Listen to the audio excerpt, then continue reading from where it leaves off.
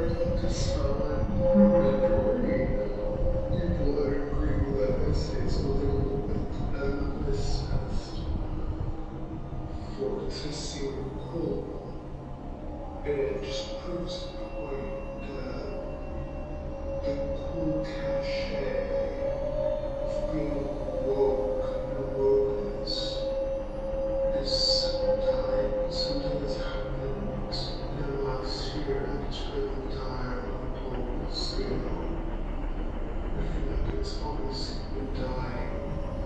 It's been dead for a while in other places, but it's spreading and it's now people are just globally tired of it. And because it's no longer cool, they have to slowly transition out of that. And it also reveals how non-existent their morals were, their motivations were. Because now they get the sense that it's no longer culturally valuable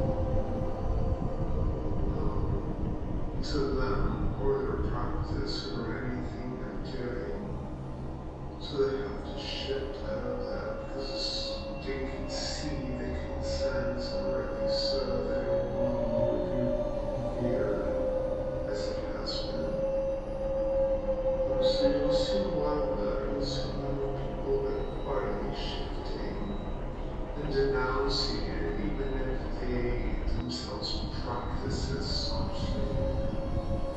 So I'm curious to see how people brand once out of it, or maybe while still doing it, but at the same time degrade it.